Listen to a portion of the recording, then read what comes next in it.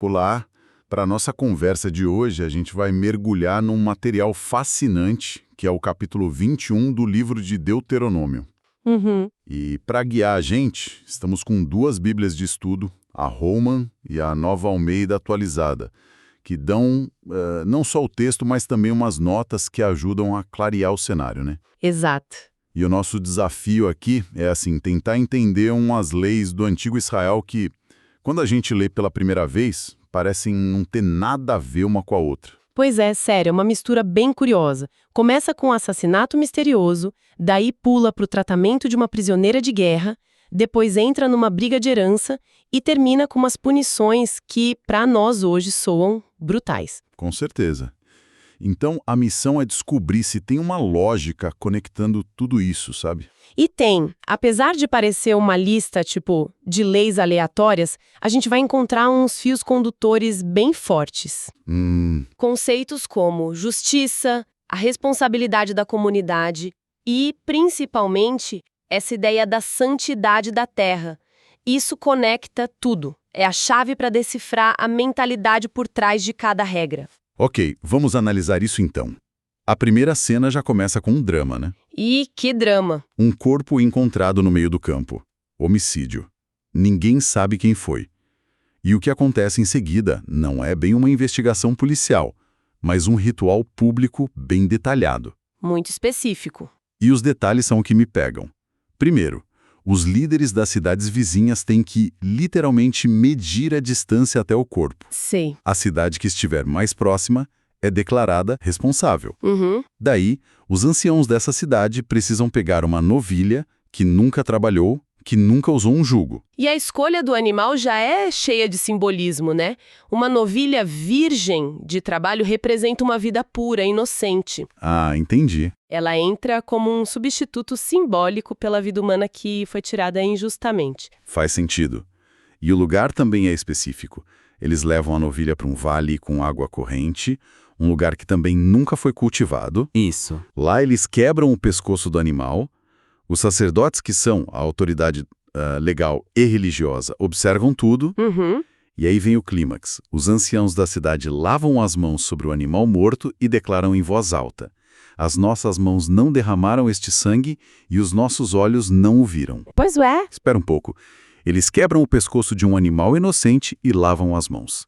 Pra gente, hoje, isso soa estranho, quase supersticioso para se livrar da culpa.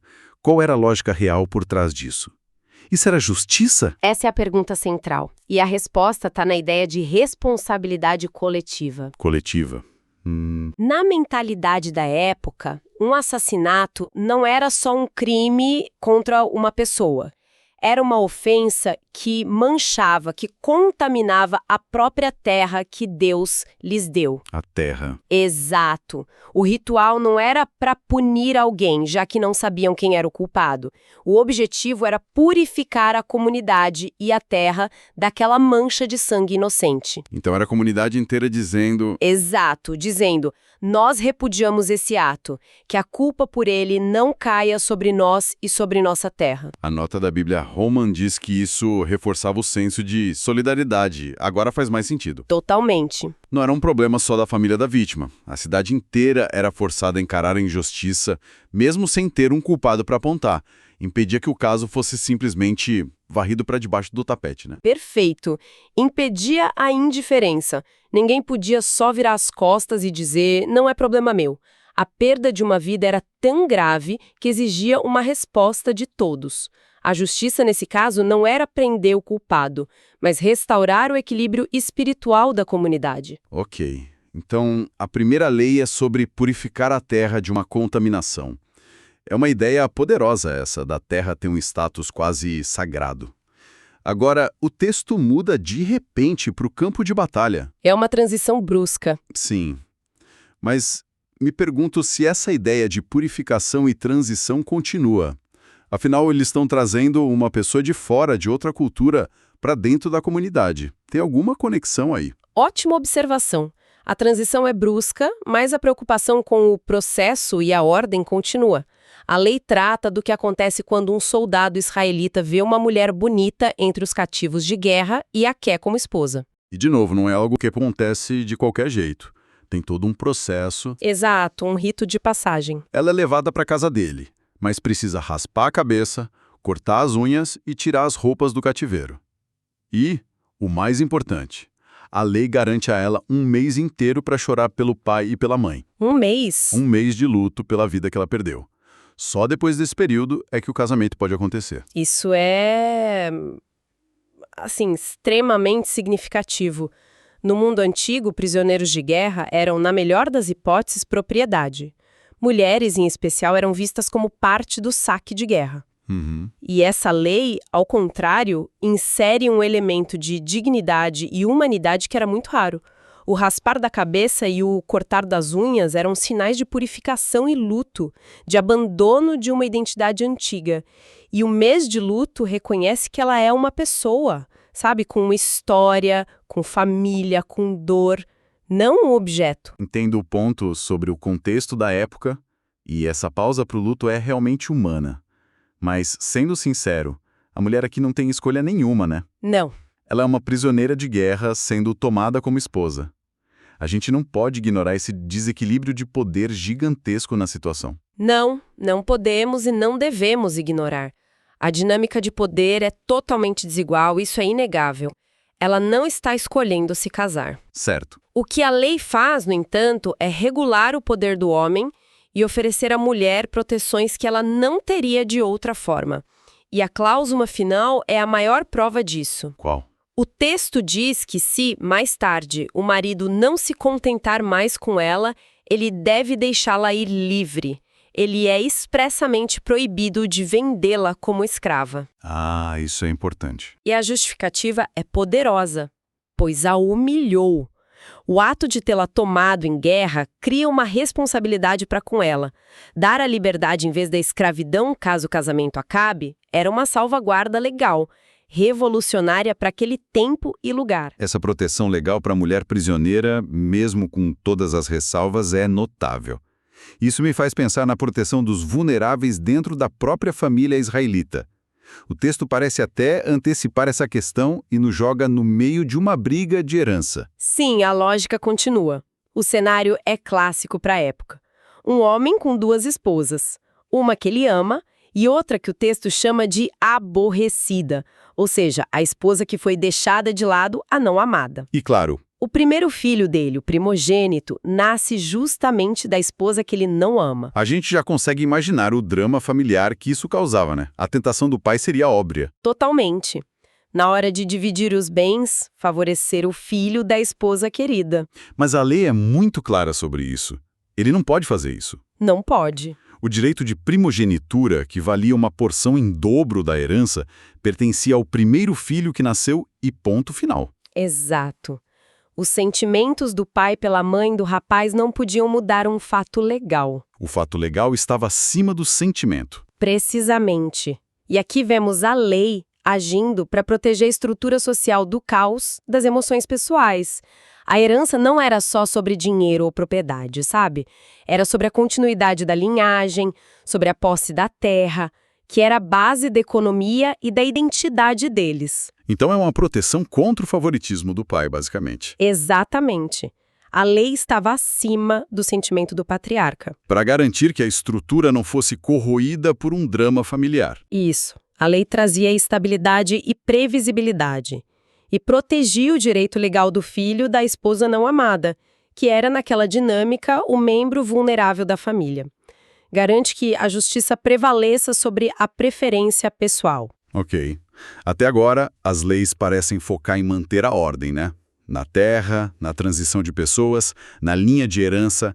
Mas a próxima lei, nossa, ela eleva o nível de uma forma drástica. É, bastante. Ela fala sobre quando a própria ordem familiar se rompe de um jeito que a sociedade considera irreparável. Isso. E essa é a parte que muita gente lê e pensa.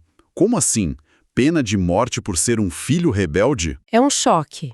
A descrição é de um filho rebelde e contumaz, que não obedece aos pais de jeito nenhum, mesmo depois de castigado, e ele é descrito como comilão e beberrão, o que indica um estilo de vida que rejeita os valores da família. Uhum. Se os pais o levassem ao tribunal no portão da cidade e ele fosse considerado culpado, a punição era a morte por apedrejamento por todos os homens da cidade.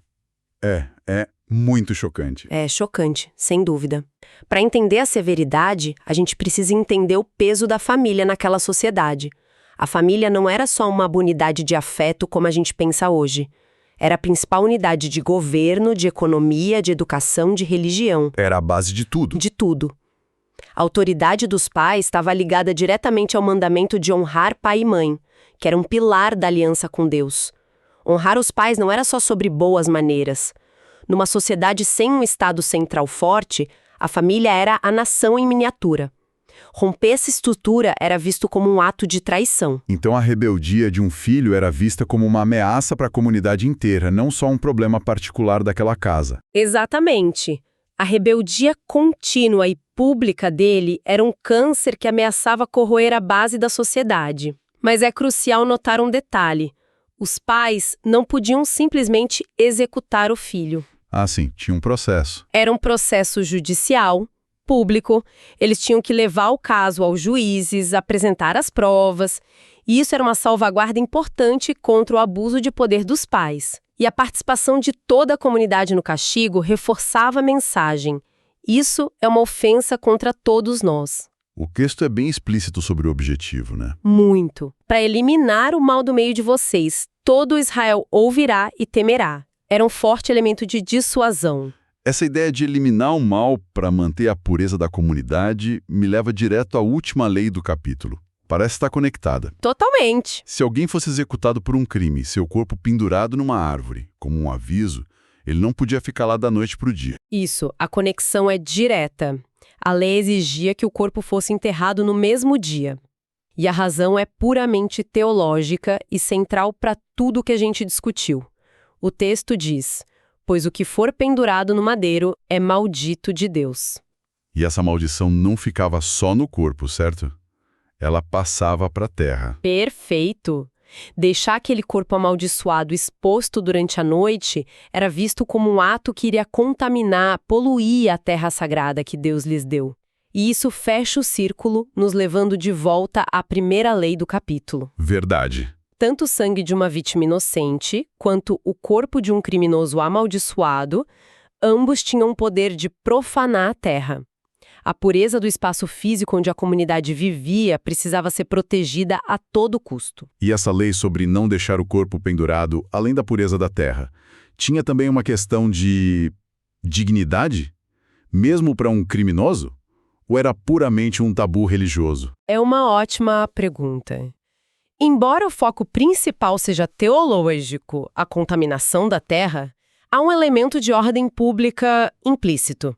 Deixar um corpo em decomposição exposto era também uma violação da ordem e do decoro. Mas a ênfase do texto é clara. A terra é santa e não pode ser contaminada pela maldição associada àquele tipo de morte. É a preocupação com a santidade do espaço da aliança que prevalece.